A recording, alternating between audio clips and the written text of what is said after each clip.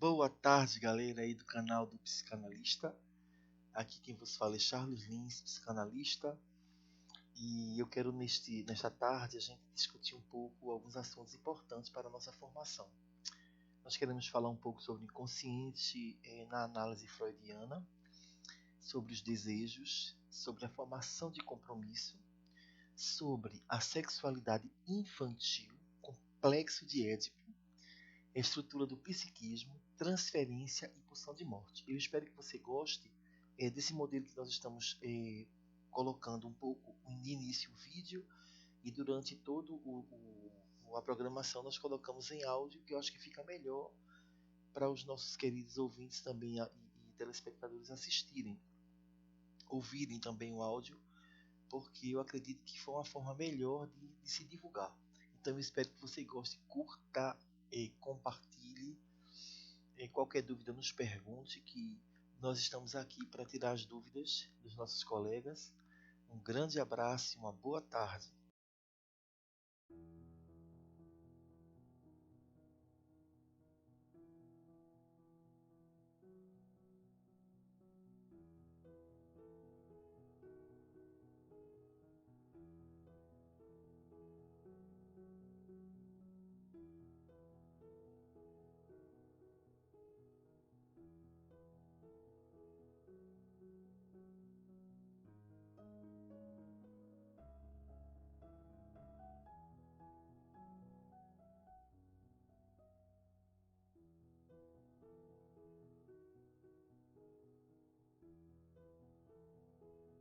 Olá pessoal, vamos começar nossa aula iniciando sobre os 8 principais conceitos da psicanálise. Afinal, nós temos que partir de algum lugar. E aqui nós queremos mostrar os principais conceitos da psicanálise. De certa forma, faz o que sempre nós buscamos esses conhecimentos e estamos sempre com dúvidas, sempre temos que estar indagando, sempre temos que estar estudando na psicanálise. Creio que essa proposta que a gente está fazendo é válida, certo? E vamos iniciar com um conceito muito importante, que é o inconsciente. O primeiro conceito tem que ser necessariamente o inconsciente, porque Freud não criou o inconsciente. Autores como Leibniz, von Hartmann, Schopenhauer já haviam descrito a existência do inconsciente no sentido de que não é consciente. A diferença é que Freud define inconsciente de uma outra maneira, não como adjetivo e sim como substantivo. Assim podemos imaginar o inconsciente como lugar, como os topos. Vamos dizer assim, na psicanálise estudamos topologia, ou seja, didaticamente podemos pensar na psique como estando dividida em lugares. Na primeira tópica, Freud fala do inconsciente, pré-consciente e consciente. Na segunda tópica, nós temos os conceitos de ego, id e superego. Inconsciente é o que nós não sabemos de nós mesmos, o que nós esquecemos, o que ficou para trás e continua existindo. Apesar de que possamos não saber exatamente sobre esses conteúdos, nesse sentido, inconsciente é um adjetivo. Conteúdos inconscientes da psique, porém, como disse Freud, vai além desse sentido que já existia na filosofia e define o inconsciente também como lugar e como modo de funcionamento distinto do funcionamento da consciência. Temos sonhos todas as noites e não somos nós, pelo menos não conscientemente, que os criamos. Este é talvez o exemplo mais simples para entender o que é o inconsciente. O inconsciente funciona de outro modo, através de deslocamentos e condensações. Então é muito interessante a gente ter essa questão, vamos dizer assim, esse link, para entendermos que nós temos essa parte chamada inconsciente em nós, que nós não dominamos ele. Né? Que a psicanálise ela entra no nosso inconsciente através do setting, através do diálogo, através da interferência do psicanalista, é que nós, quando estamos sendo ouvidos, nós colocamos para fora os nossos desejos íntimos, o nosso inconsciente ele começa a apresentar todos aqueles atos falhos, muitas vezes, que nós estamos ali. Vamos dizer que, sem querer, nós estamos colocando para fora os nossos desejos, as nossas atitudes de uma forma inconsciente. Estamos demonstrando que temos algum conteúdo que precisa ser trabalhado. O desejo é o segundo conceito. Podemos ter um desejo claramente consciente. Como querer isso, como querer aquilo e saber que se quer isso ou aquilo. Mas também temos desejos que são obscuros, não por serem intrinsecamente maus ou negativos, e sim porque, amigos, deles não sabemos ou não se queremos saber. Estes desejos que são inconscientes estão na base da formação dos sonhos, dos atos falhos, dos quistes. Esses xistes que nós temos pode ocorrer, muitas vezes em determinados momentos, e nós nem nos damos de conta, criações artísticas e o mais importante da clínica, dos sintomas do paciente. Que é importantíssimo o paciente quando ele nos traz sintomas, porque na clínica a gente tem como trabalhar esses desejos.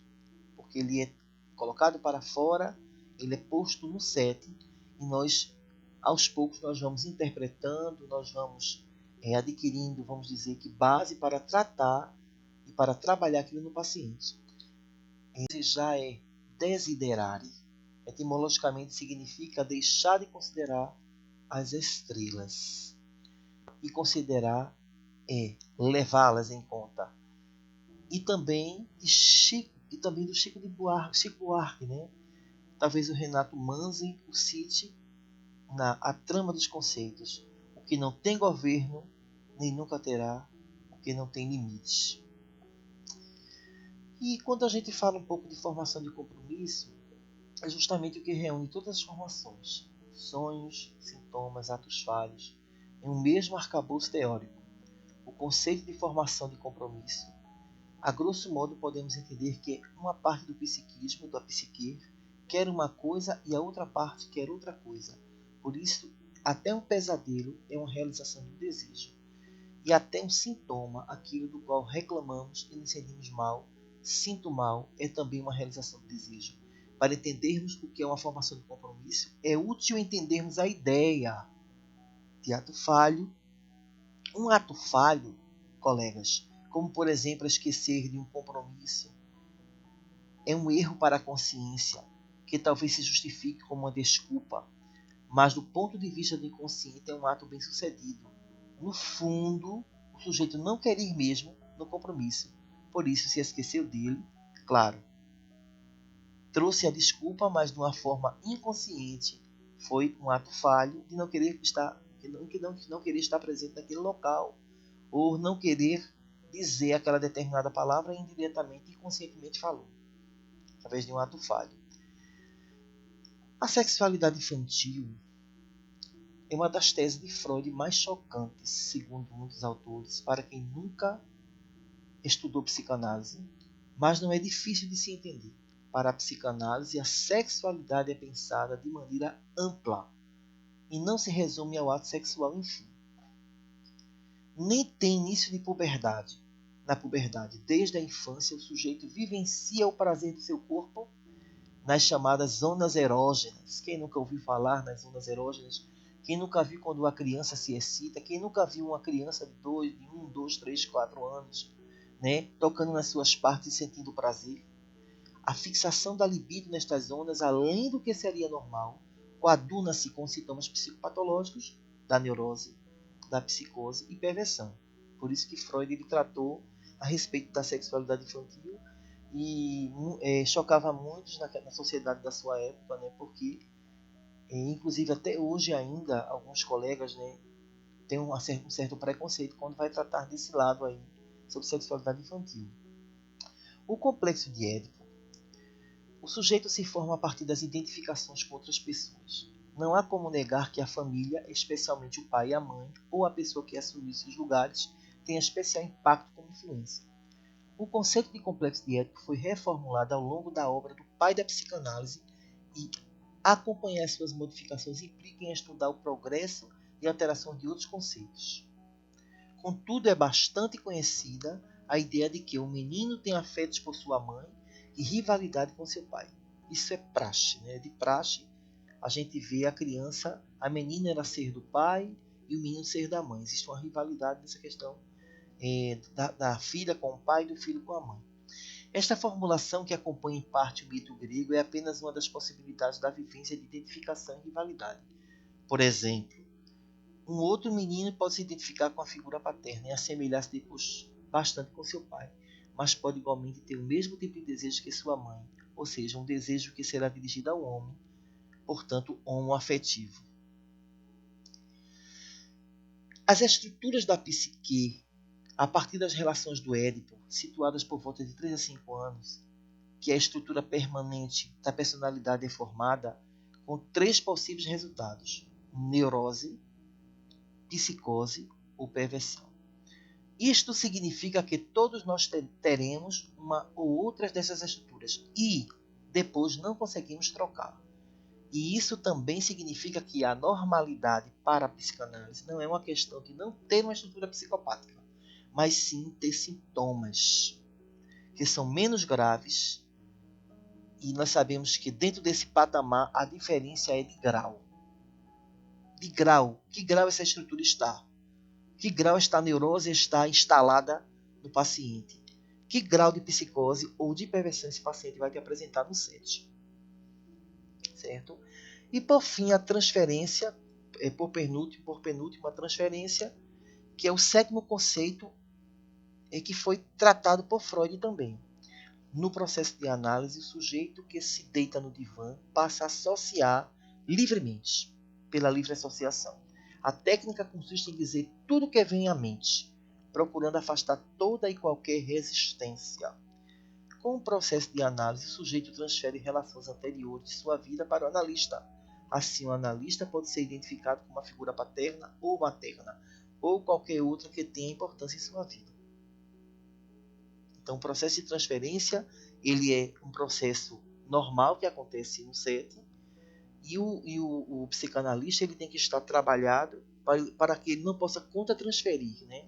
Ou seja, ele tem que estar pronto para acolher no momento certo, pontuar no momento certo e saber dividir e saber que aquele processo ali que você está sendo identificado como pai ou mãe ou tio, enfim, qualquer pessoa que participou do trauma de vida daquele paciente, das suas neuroses, das suas vivências, você ter a consciência de que você não é aquela pessoa e que você está fazendo parte desse processo e você vai ter a maturidade para você tratar o seu paciente e conduzi-lo da melhor forma, da forma mais correta.